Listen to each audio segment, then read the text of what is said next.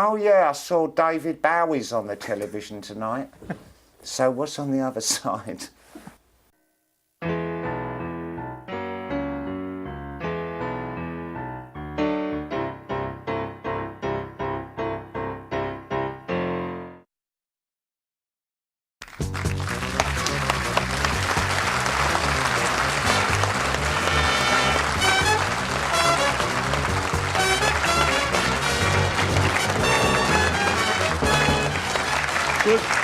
Good evening and welcome to what's going to be an unusual programme. In a moment we shall be bouncing ourselves into orbit via a satellite and we'll be landing in Los Angeles where David Bowie is waiting to talk to us. The boy who was born in Brixton in 1947 and who after one or two false starts launched himself on one of the most amazing careers ever known in the pop musical world. His meteoric rise to fame almost equalled that of the mythical character Ziggy Stardust featured on his records. His admirers called him a prophet, a demigod, and a superman. His critics said he was simply a hoaxer and a charlatan, but his fans adored him and copied his outrageous dress, and some of them to the extent of dyeing their hair orange, just like his. But nearly 2 years ago, he left these shores for America, where he has lived in retirement from the glitter of the pop musical world. Earlier this year, he starred in a film in Mexico, and we'll be having a sneak preview of a bit of that film a little bit later. But more important than that, David Bowie has an announcement to make. Let's now go over live by satellite to beautiful downtown Burbank in Los Angeles. Are you there, David Bowie? Yes. Last time we met on the air, you were sitting in this studio at this side, and you had a very elegant earring hanging from either your left or right ear, I can't remember. Do you remember that? How are you, Russell? It's nice to see you. Thank you. It's nice to see you, David. You look well. What colour is your hair? Which bit? The centre bit at the top, above where your nose would be. Well, what colour does it look? Well, it looks like a bit of something out of the end of Straw Dogs. Something out of the end of Straw Dogs. Right. Now, you've got an announcement to make to us all, David, haven't you? You're changing your plans for the future, and you've got something up your sleeve for 1976. Yes. I'm touring, but I'm coming back to England in May to play shows and look at you and look at England. Well, you know, and be there, be English. Again. Well, as always, but English in England. You know, you haven't, your accent, your voice, your method of speech has not changed. You've been away for 2 years. Yeah. Does that mean you've been locked away somewhere? Yes, I don't talk to anybody. But do people talk to you? I've heard it rumoured, yes. Now, when you come back to England to sing... Well, I've always had this thing in my ear, so it's been difficult to hear them. But people could shout into your other ear, couldn't they? Yes. Right. Now, when you come back to England, you're not presumably coming back with the glamoury, glittery Ziggy Stardust thing, are you? Uh-huh. Are you coming back as that? I don't know yet. I haven't even worked on it. So I think it'll probably... It'll be a lot more spontaneous. What? You haven't planned your wardrobe, you haven't planned a figure, you haven't planned an image, whatever that may mean. I think the image I may adopt may well be me. I'm sort of inventing me at the moment. You mean reinventing yourself? Yes, self-invented. From the waist upwards? Yes, jolly uncomfortable. Is it? I think it was very playful in the beginning. It was playful and it was camp and it was just over the top with Ziggy. So where were the spiders while the fly tried to break our bones? As drugs started to take a more severe hold on my life, the ability within your conscious mind to actually deliver yourself into two separate parts disappears and the lines blur, and it's only this one formless mutant that's left behind. So it gets quite messy in there, gets very messy in there. And by the mid-70s, I was so out of my gourd that really it was very impossible. It was all nigh on impossible for me to function in any rational way. So I didn't know I was playing characters at that time. Now then, how you really have no simple idea about what you're going to wear? I mean, are you going to wear a little suit, a straight suit, or are you going to be I know what songs I'm going to sing, which is the most important thing. Are they new? But nothing else, no. Are they new songs? And I know the kind of musicians I'm bringing back. And I know sort of approximately how long I'm going to sort of play for on stage, but that's the important thing. Right, what's brought you back? Are you short of money, or are you short of the feeding off live audience bit? I'm short of England, more than anything else. In what way? I mean, you do know that the England you left 2 years ago is not the England you're going to come back to. Yeah, well, this Thursday is nothing like last Thursday, but it's just as important. I'd miss it if it wasn't after Wednesday. Right. Do you know that the pop scene, though, at this end, the pop world has changed somewhat since you left? No. Have you heard of the Bay City Rollers? Yes. Well, you know that they're appealing to a kind of large, mass hysterical audience of young people who wave a lot of stuff around. Now, I wonder what kind of audience you're going to come back to face. I don't know. What do you think? I don't know. I'm thinking in a kind of way you may have to create a whole new scene for yourself. No.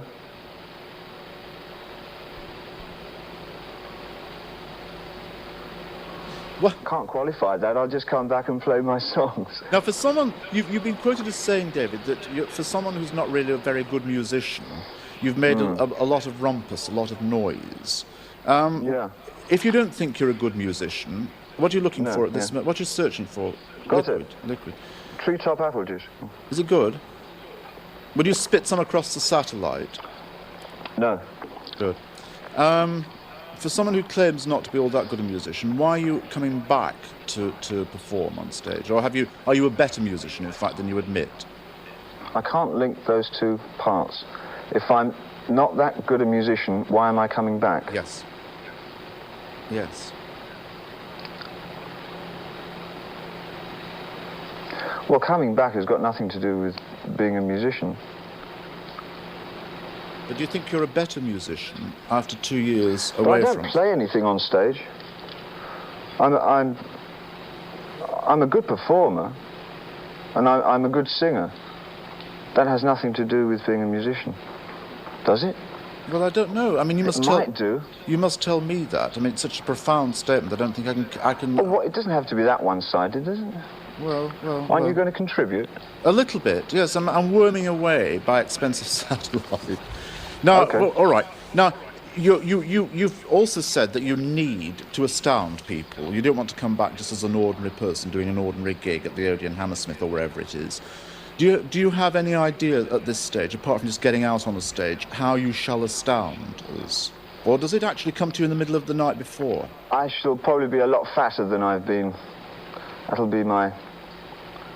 No, I haven't any thoughts about that at all. The impact of the show has to be the astounding thing, not the dressing of it, you know. Yeah. Dressing of a show is just a dressing. It's a sort of a perfunctory kind of thing. But the content has to astound. I mean, you can dress a show with $1 trillion or £1 trillion worth of goodies, but if the show is not substantial, there will be no impact. I rushed into my curiosities as a human being, that a lot of them were kind of, I guess, considered taboos. There were things that most people would leave alone and not bother with and not really want to investigate because it might be a bit... The results of investigating them might be quite dodgy. And of course you get into some dodgy areas like the whole fascist thing. But I just had to follow my nose in anything that I felt that was within me that I wanted to know more about. I wanted to know why I had problems being attaining some kind of mental stability, you know, and I just had to take everything out and explore it. And I don't think there were new things at all. I think everybody has the same thoughts and wants to investigate why they think like they think and see it through. And the purging thing keeps coming up, I suppose. I think there's a bit of a Catholic in me somewhere. Look out the window, what do I see? Crack in the sky and a hand reaching down to me. All the nightmares came today, and it looks as though they're here to stay. When I was about, from 17, 18 years onwards, I knew that I wanted to do something on stage, and it involved music, but it also involved theatre somehow. I'm never quite sure what it was until I started working on the Ziggy kind of thing. I knew it was something to do with amalgamating theatre and rock in a way that I hadn't seen before. It had more to do with this kind of surrealistic thing. And I guess Ziggy was like sort of trying the water out. It was in the first attempt. The late 60s were great for people like me because it was the era of multimedia shows and great music going on. And London was full of mime companies. In your memory, what is the best thing you've done on any stage anywhere that still lives with you, that you use as a measuring stick? That's very hard. One of the most exciting things I did was work with old Lindsay Kemp, back in where would it be? I can't remember which theatre we did it in, but years ago. It was a combined sort of mixed media show. That was very good. And it didn't have to be a big, glossy, exciting thing. I mean, it was a small, but something important to you. Well, yes. Right. Now, you've just finished making the film called The Man Who Came to Earth. Fell to Earth. Fell to Earth, I beg your pardon. One of the it's not an easy film to explain to people who haven't seen it, and it's not yet finished, is it? It's finished in visual. It's not finished in sound. I've got to record the sound. We've written a lot of it. All I can tell you is it's a love story more than anything else. It's very, very sad, very romantic. It brought a lump to my throat watching it. And it's been a gas working on it. Yeah. How much of a new... How easily did you take to the discipline of filmmaking, which is, as we all know, a hard... Oh, quite easily. I'm a very disciplined person, you know. It was exciting for me to work with other people who are as disciplined as I am. Are you being absolutely accurate and honest when you say you're a disciplined person? Oh, yes. You impose a discipline on your own music writing, on your own work, do you? I mean, you don't just get up when you know what I'm saying to you. A lot of people in your position have a kind of reputation. A discipline doesn't mean that you make sure that you have breakfast at 8 o'clock in the morning and you are out of the house by 8:30.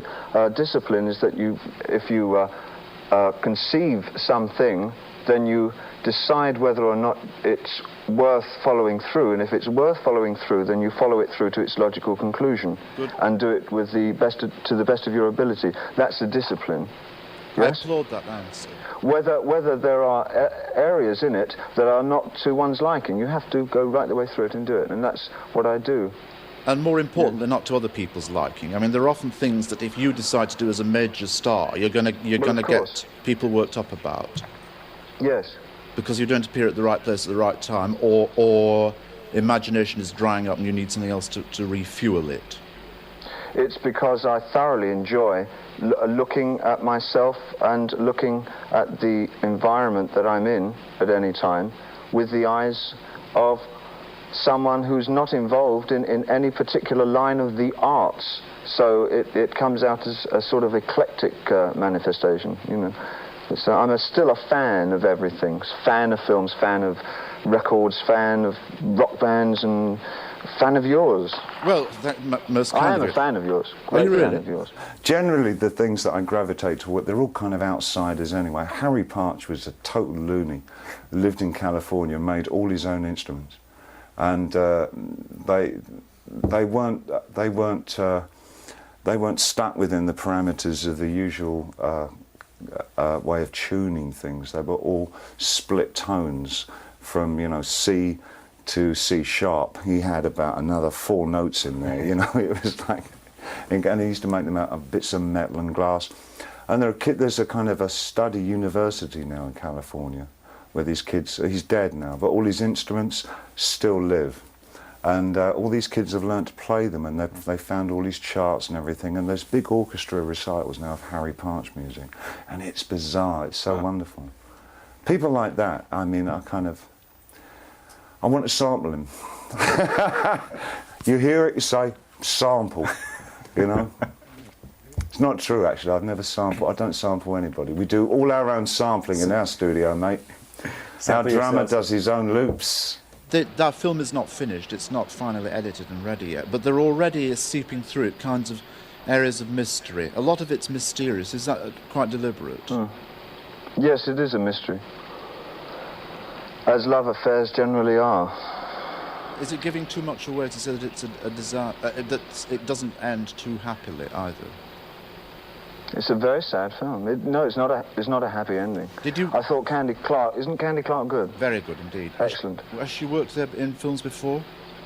The last thing that she was in was American Graffiti. Yeah. But were you yourself a contributory factor to the film? I mean, did Mr. Rhodes stop and say, which way do we go, which way do we move, what do you think? Or were you under total direction? No, under total direction, my contributing factor was my acting and persona in general. I've got the greatest respect for Mr. Rogue and his work. I would not have done the film. Time may change me, but I can't trace time. He has a natural elegance. He's truly elegant. And that comes through in all of his performances and all of his personas. Well, I think one of the things we found out, in a way, together on Blue Jean was that he is a very accomplished, funny, comic actor.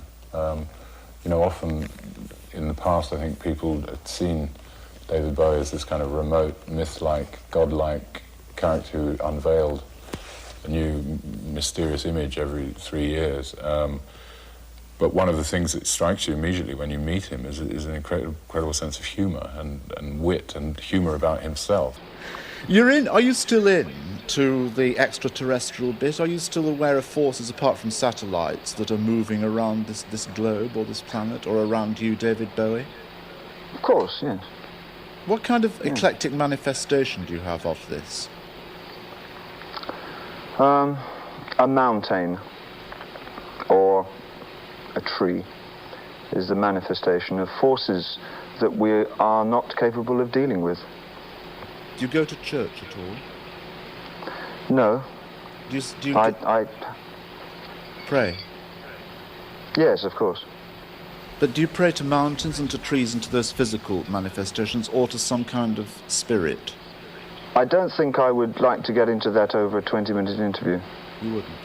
When I come back to England, I would talk to you about that, yes. All right, at length. Well, there are aspects of new discoveries that I find tantalising, like the idea that there's formed ice on the other side of the moon, and that there are water patterns on some of the planets. I think that I think that's scintillating. I mean, it's absolutely, definitely points to life, you know.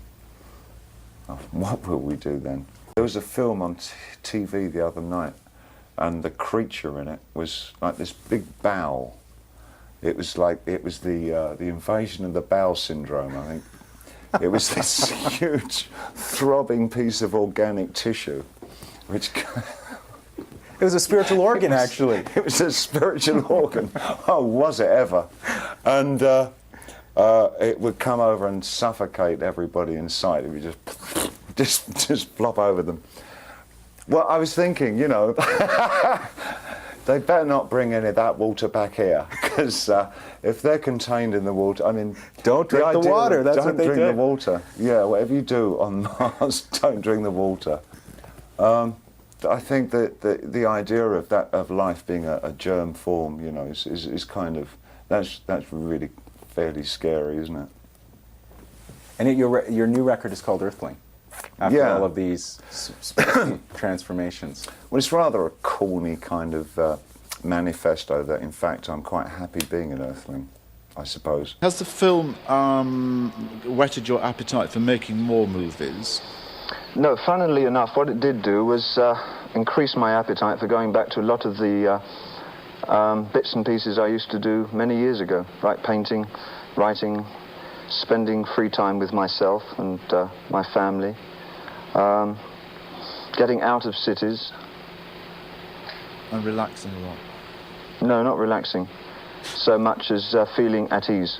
Yeah. Well, both Ziggy and I felt that it might be time to clean up, so we were very smart about it. We went straight out of LA to the heroin capital of Europe, Berlin.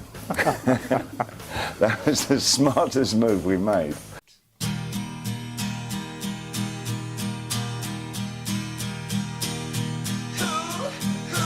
Me put my arms around your head. Chips hot, let's go to bed. Don't forget to turn on the lights.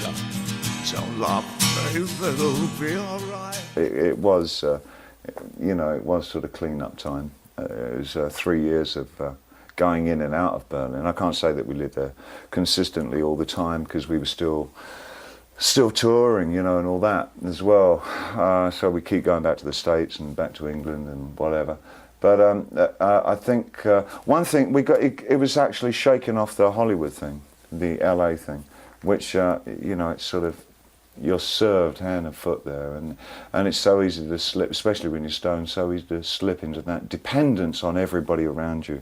And where we chose to live in Berlin, actually not quite choice, because we both are skint, both really broke at that time, was an average working class area, a lot of Turkish around. It was a Turkish neighbourhood. And it was pretty much, you know, doing your own shopping. I know these sound like it's tragically, you know, thinking, yeah, poor boy. Yes, we're all crying. Yeah, I know, you, it's, yeah. yeah. Welcome back, David Bowie, sitting on some strange beach side back of you in Burbank, Los Angeles. We were talking about films and filmmaking. One of the people I presume you would have liked to have worked with would have been Piero Pasolini. Would I? Well, I've read that in odd interviews you've given to people, you found his work exciting. I can't think of working with anybody apart from Nicholas Roeg at the moment. I've never done a film. I don't know when I'll do another film. And for me, it's not a question of getting into films. It was something tangible and tactile for me to work in. And it was an experience that I needed. I'm not sure whether I like the idea of becoming an actor. Well, you don't, I presume... Per se, rather than per me. You are in that kind of privileged position, though, aren't you, David, where you don't have to make any kind of decision like that, do you? Oh, I have to make as many decisions as anybody else every day. Yes, I do have to make decisions.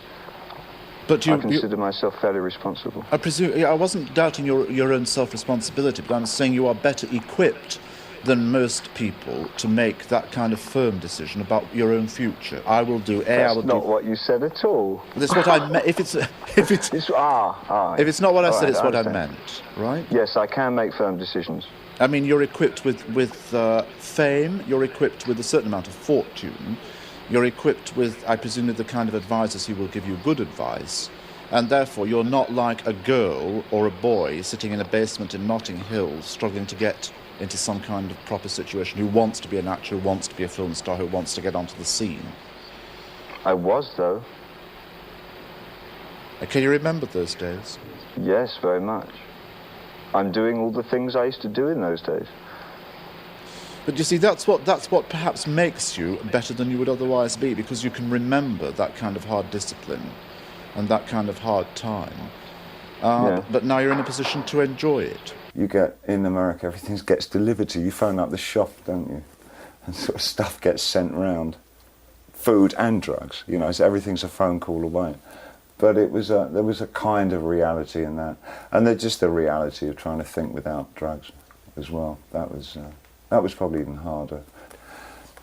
It's funny that I think the ones that had the more mediocre, vacuous personalities in that period fared far worse than the ones that really put themselves through the mill. And people like Bill Burroughs, you can't meet a healthy, well, ostensibly healthier, fitter, older guy.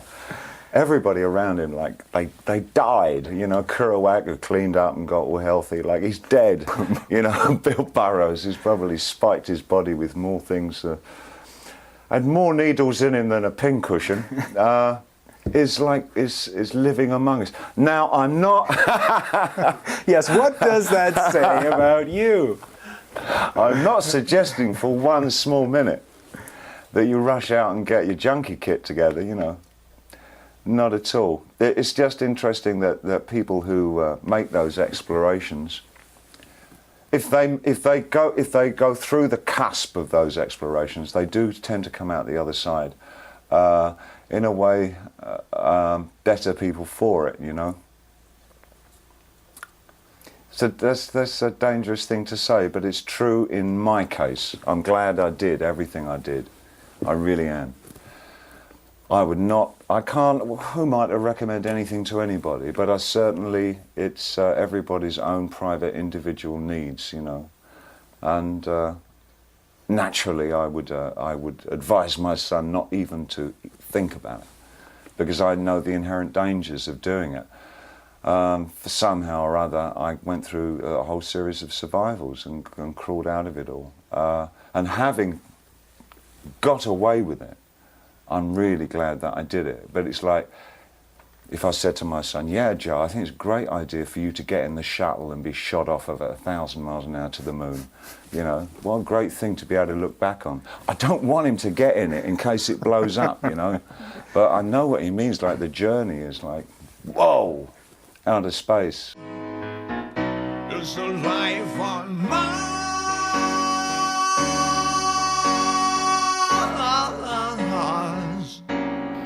Are you enjoying today? Are you enjoying this conversation? I think it's wonderful. I do enjoy it. No, I enjoy it a lot. It's a shame it's so short, because these days I'm very careful about launching into sort of... I've noticed that. Discuss. It's only because I like conversation a lot, and it seems such a waste to just, you know, fire away at random. Right. This is lovely, though. Do you... I think it's moving at a very sensible pace. Good. And also, I'll tell you what I quite like, which I shouldn't like. I mean, doing this conversation at a distance of X thousand miles... It's odd, isn't it? It's very odd, but I don't mind you not answering questions. I mean, there are about 5 difficult questions I've thrown at you. Yes, and I'm happy that you don't give the answers to them, because you're quite right. It's the lack of time. It's the lack of time. Right. You know, since you were on this on these shows before, also your missus, your Angie, has been a guest on my show and created a reasonable stir. She was lovely. I saw it. I had a copy sent over to me. Lovely. She was very good. And she wore a big hat with a lot of things on it. Yeah. And I suspect, is she at this side of the Atlantic now? Is she here? Is she in London? She's in Switzerland. I'm looking for a house. For the both of you? Because, yes, we shall stay there for a little while whilst we're touring Europe. If she's going to see this programme, which she will... For the 3 of us. For 3 of us. And for Zoe. How do you say it? Yeah. How old is he now? Zoe. How old is he now? Well, he's 4.5, coming up for 5 in sort of May. And does he go to play school or whatever it is? Yes. Yes. Is he bright? University. Yes, he's... Does he know He's very bright. Does he know who you are? He's a child. I mean, he's as bright as any child should be at 4.5. He's not a prodigy of any kind, thank God. Yet? Yeah. Give him time, baby. Give him time.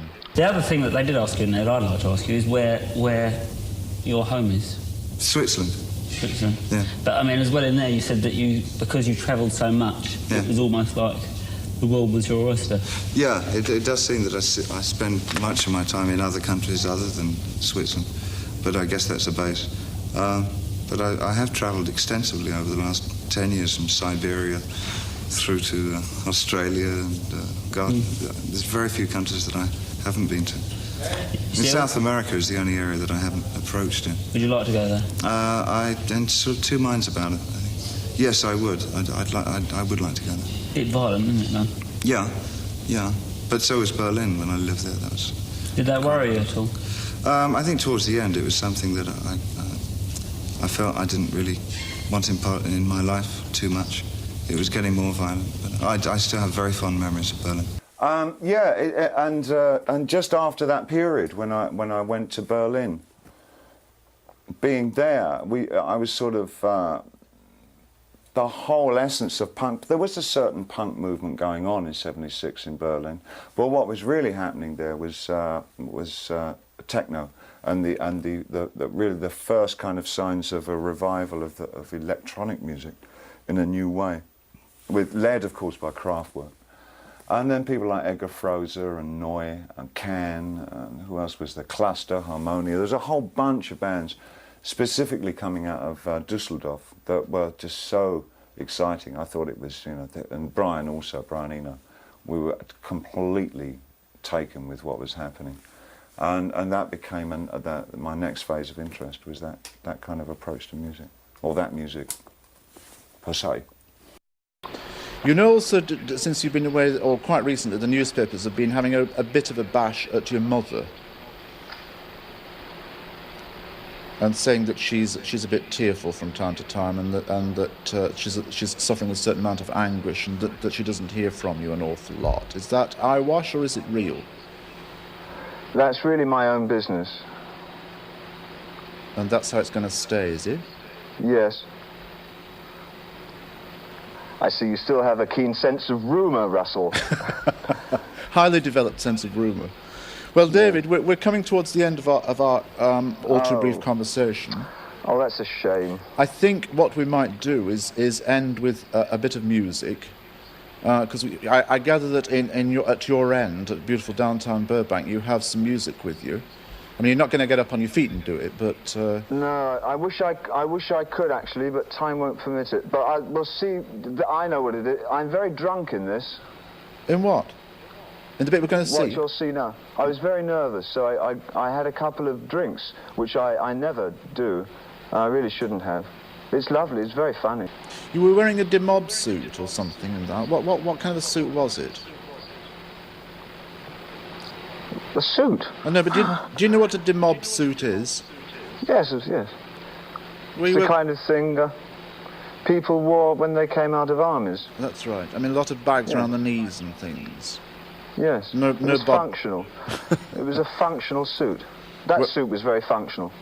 It was a functional suit. Right. Now, I'll tell you what, David, we've had quite a functional conversation. I mean, you have functioned at your... It's been very good. I liked it very much. Well, you've functioned at your end, and the satellites function in the middle of the sky, and I function at this end, and you've wore a functional earpiece, and you've had a functional glass of whatnot at your side. And I hope the functional English functionally enjoyed this. I'm functionally sure they functionally well will have done. But I'm going to hold you to your promise, which is when you do come back, we'll keep the airwaves open a bit longer. Most certainly. I'd love to do that. I'd appreciate that a lot. We won't talk about Andrew. We won't talk about your mother. We won't talk about Zoe. We'll talk about extraterrestrial things. Let's not plan it. The worst thing we can do is plan a conversation. Meanwhile, can I wish you a happy Christmas? Let's have a telephone on the show. A phone in? And have people... Yes. Will you do that? I'd love to. Well, if we can get satellites across half the world, I think we can get a telephone from Clapham. I'm sure we can. Meanwhile... Yes, that would be wonderful. I'd like to do that a lot. All right. And you'll be truthful and honourable and answer every question that's put to you? I'll be David Bowie. Which is a useful and functional end to this interview. God bless you. Happy Christmas and good night. Thank you. I love you very much, all of you. Ladies and gentlemen, David Bowie.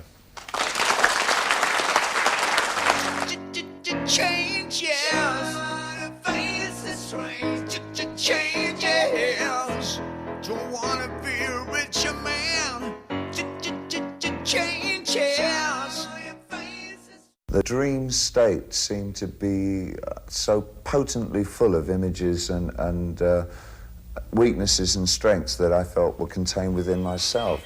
It came through art as well when I started seeing things like movies by Salvador Dali and Buñuel and work by De Chirico. I said, yes, that's exactly how my dreams felt. And that's how I want to write, or how do you work like that? And then I started reading people like William Burroughs. I started learning about the cut-up techniques that they employed to create new ways of thinking. and I thought I'd try and apply that to writing. So that's kind of how it evolved. But it was originally because of the dream state. I found the dream state magnetic. It just captured everything for me. Day out, day out. Good morning.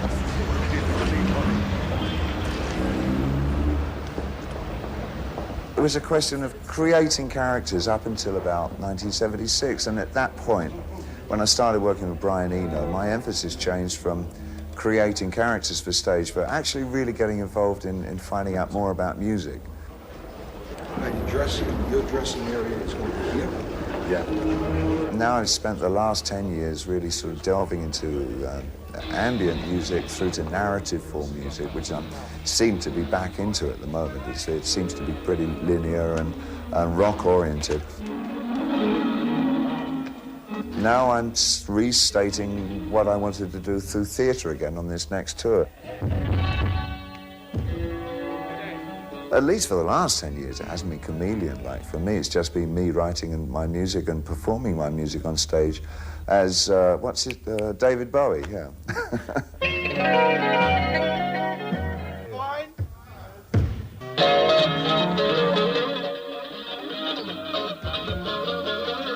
I met Bowie back in 1973 when he was producing Lulu. He was a weird Englishman with his weird English look, and I was a New York kid, you know. I had a whole career based at the Apollo Theater with all the heaviest R&B acts. This guy, to me, was a nobody. You know, the Spiders from Mars, what the hell is a spider from Mars? I mean, that's a stupid name.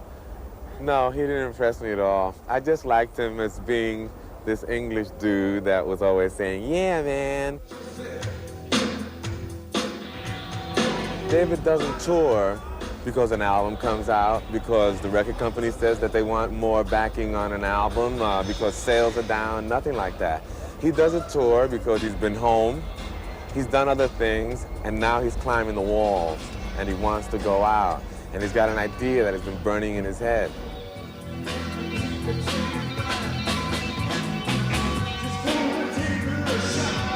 David and I met at Bromley Technical High School. I'd just gone to the school for the first year, and he was already in the third or fourth form, already in my father's class, because my father was the head of the art department there. He was younger than me. He was about, let's see, he must have been about 12, 13 when I was 15. But at the time, we used to, in the art block, that used to be like where all the musos hang out, you know. We used to bring our guitars to school. My father would leave the art block stairs open at lunch times, and we'd smuggle the guitars in, because the art block was all stone, so it was a wonderful built-in echo chamber. So we used to sit there and sing Every Day and Peggy Sue and all that. No, that's not Peter Frampton. No, please. I won't allow anyone. Creía que era usted Peter Frampton. Oh, okay. Hello, David. Hello. When we weren't painting, we were playing guitar, and he used to come in over there and play over there, and he was just dynamite. I mean, he already at 13, he was a great guitarist.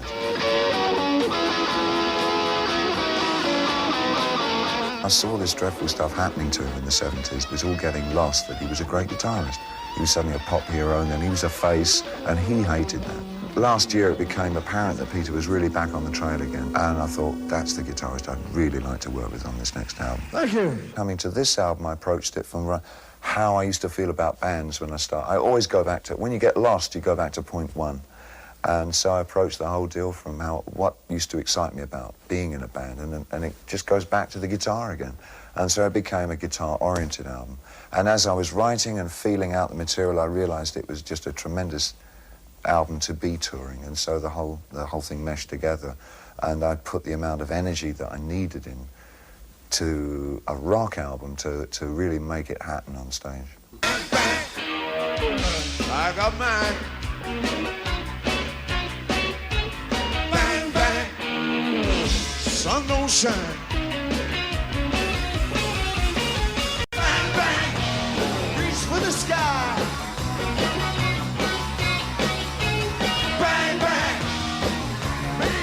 All the time. Rise, baby, bang, bang. Thank you very much. Goodbye. David called me up and he says, Carlos, I want you to come to Switzerland to do a new album. We had the most fun doing this album that we ever had. because it was really coming back to just us and not all the outside influences of being in New York at the power station in this gigantic studio and having ex musicians coming in to do so. So it was very, very much us, you know, which was great. I made demos of everything before we went in, and I played them to everybody, and I said, I want it to sound exactly like this, but better. When David comes to you with the tapes and stuff like that, demos and things like that, they're all very rough. Rough, real rough. It produced the kind of sound that I really felt was me, because I was playing some of the stuff on it, and I was kind of giving it some kind of foundation, either the keyboards or a particular kind of rhythm guitar that I play, which is not like Carlos's, but it works, you know. I mean, it's not great, but it works. In the studio, David knows exactly what he wants. I wouldn't say that he's over-demanding or anything. He will suggest and then leave it up to you. He's got you in there because he knows what you can do, and he thinks he can point you in the direction he'd really like you to go. So I think we had a laugh. I mean, we really did. It was 10 days of good times, which is when good music is made. The first thing that you notice in the difference is David's voice. He sounds marvelous.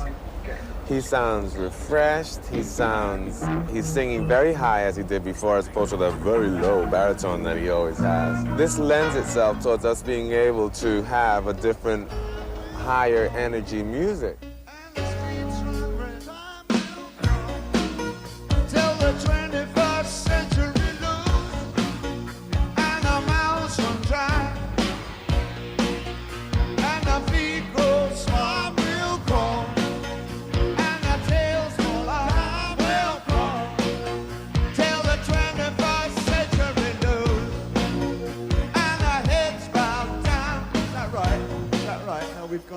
Change the cycle. The subject matter generally, if I can preface that with the subject matter generally on the album, seems to be split between personal romance, personal feelings of love, and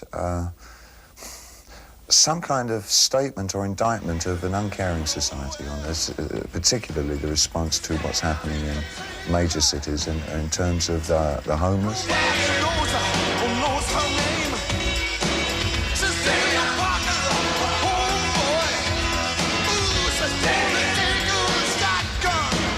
I'm not consciously prolific in terms of didactic statements. I mean, I would leave that very much to the Clash kind of band, or Dylan, or the way that Lennon would work with his songs.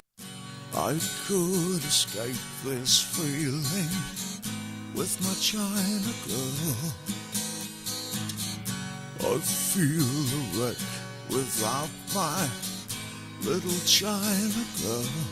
When I was about, from 17, 18 years onwards, I knew that I wanted to do something on stage, and it involved music, but it also involved theatre somehow. I'm never quite sure what it was until I started working on the Ziggy kind of thing. I knew it was something to do with amalgamating theatre and rock in a way that I hadn't seen before. It had more to do with this kind of surrealistic thing, and I guess Ziggy was like sort of trying the water out. It was in the first attempt.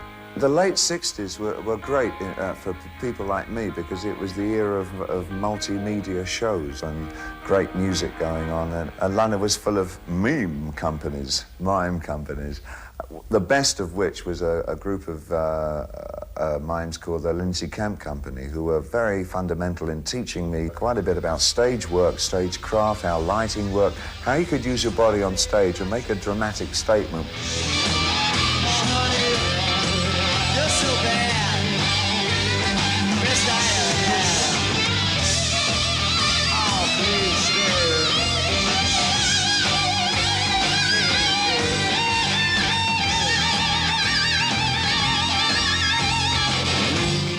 One always sort of thought that theatre was about props and things, but it's not at all. I mean, I hopefully could do any of the shows that I have done without any of the scenery or props that I've used, because a lot of it was body work. He has a natural elegance. He's truly elegant. And that comes through in all of his performances and all of his personas. Well, I think one of the things we found out, in a way, together on Blue Jean was that he is a very accomplished, funny, comic actor.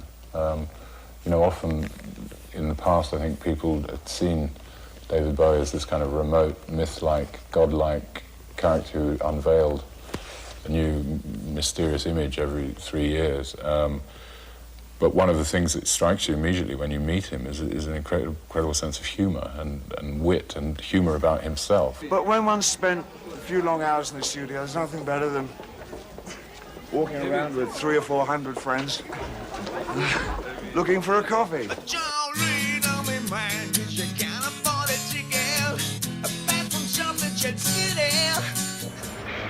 David, hi. Nice Hello. to meet you. Nice to meet you. Can I just ask you something? When you go on stage tonight, what's the first impression that you want to make in people's minds? Because you come on stage the same time as the band. Yeah. And then you do a very slow number. I don't think I come out with any intention of... I've been eating Stilton. Do I smell like it? No, not at all, my dear. No port, though. No port. I don't think I come out with any intention of impressing anything on their minds. There are people here who've come every night of your tour to Yes. see you. And when you're on stage, I've noticed there are gestures and things that are almost as if you know that they're I there. recognise it. Yes, I recognise a lot of them. Yeah. Really? Yeah. There are people Their there. faces become indelibly... What earth is that? It's the underground. This is ours, of course. It's my support act. How would you say that your act's changed from the one in '76? I mean, that was very monochromatic, Yeah, wasn't it? Very austere. I think really this is not so much an act, really. It's more sort of a performance of songs, really. Do you think it seems a very happy thing? You seem very happy doing it. Yes, I am. Did you realise I was this tall? Yes. I'd heard rumours. Yes, it's preschool milk. Do you see the way the people out there, how their appearances are changing during the tour? I mean, when they first saw you... It's quite amazing because there's all 7 characters that I've created are out there somewhere. I see a man who fell to earth and a Ziggy Stardust and a thin white Duke and at the moment a lot of sailors' hats and things. That's incredibly endearing. Are you aware of the consequences of things that you do and say? I mean, is it possible to be relaxed, to act in a spontaneous way when everything you wear can be suddenly picked up by... Well, it is at the moment because it's not that sort of outrageous, really. I mean, everybody wears plastic, don't they, now? But garbage bags, really.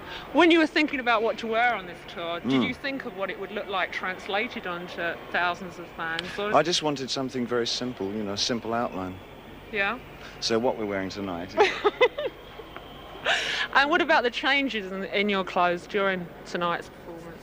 Well, these get sweaty, so I put on another lot. This is I simple wondered as how that, much weight you're losing every About night. £3 a night. Really? Yeah. After this, you're going on to make another film. Yes. Do you think your work now is going to move off in another direction? I don't think so. I hope to widen it, really. I mean, I obviously want to continue making music. I like to... this performance on this tour has been somewhat of an eye-opener because I really enjoyed just performing songs and not having the commitment of having to be a character, which has made it less of a strain than it normally is. You seem really happy on stage to go through the old songs and to do them in a new way, and everybody obviously in the audience goes along with it. Yeah, I'm having a very good time. But can you tell me why it is, though, that your fans are happy to go along with your changes? Do you know what I mean? There are other performers that the fans... Better ask them, I think. Yeah, they all seem happy to spend 300 quid and come and see you on tour. Yes. Is that how much my tickets are now? No, that's how many concerts they've been to. I know, it's quite amazing. Yeah. Incredible. Just a Gigolo is going to come out in the autumn. Yes. What do you think how do you think people react to that? I mean, how would you like them to react? I don't know, I haven't seen it. I don't usually see rushes when I'm filming, so I really don't have any real idea of what the film's like. David Hemmings said you put everything you had into it and you were totally professional as an actor. Cool. Do you think that's a compliment? Yes, it is. Very much so. I mean, do you see acting taking over more and more of your time? No, directing maybe. Let's get behind that thing. Yeah, sorry. Time to do a show. All right, okay. Time to do... You coming up with me? I'm not allowed to go through the door. It's the Berlin Wall, When do you think you'll come back and perform on stage again? I mean... About 45 minutes. No. Do another tour in this country. Possibly a little tour next year. Very simple one, but definitely a big tour in 2 years' time, 1980. Can I ask you one last thing? People I've talked to who work with you say you're a very personal person, if you know what I mean. People who go out with me? No, to work with you. Is it people who go out with you? You're a very, not secretive, but personal. Keep things to yourself. Quite quiet, yes. Do you think you're shy? No. No, I'm not really shy. I'm just a bit quiet. Do you think if you didn't keep things to yourself, people wouldn't be surprised at what you did next? I've never really thought about that. I'll let you know after the show. Okay. Off to do a show.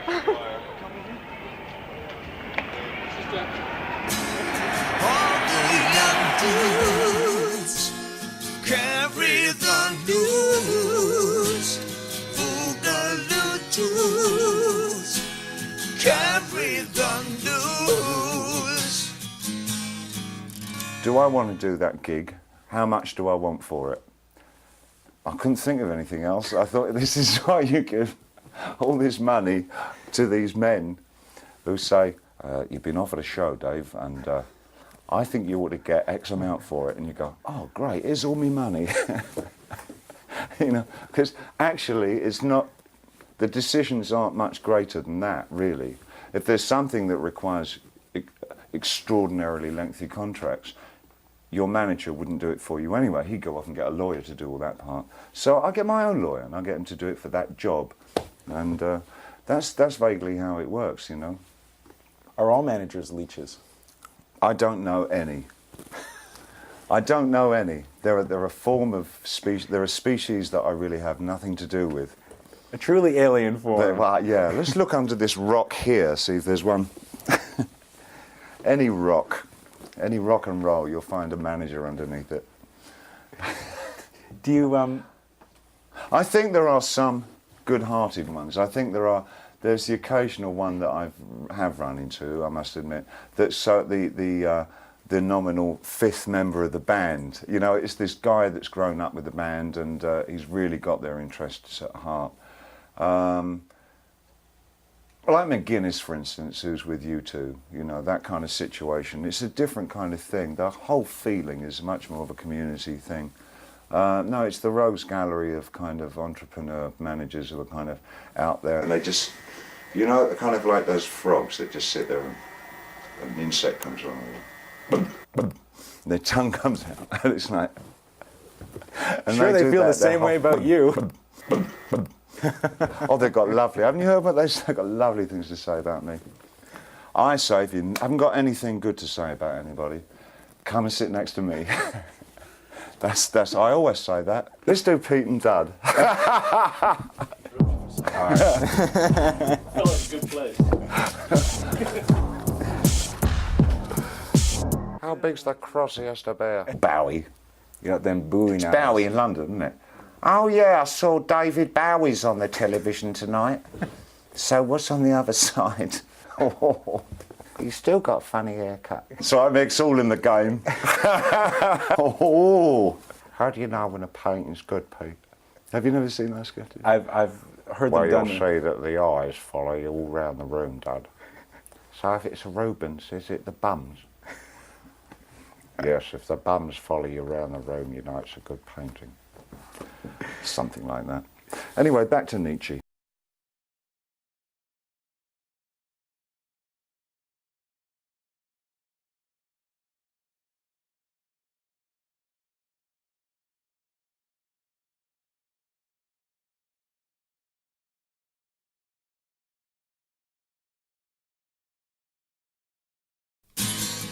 So where were the spiders while the fly tried to break our bones? Just a mere light to guide us. So we bitched about his plans, and should we crush his sweet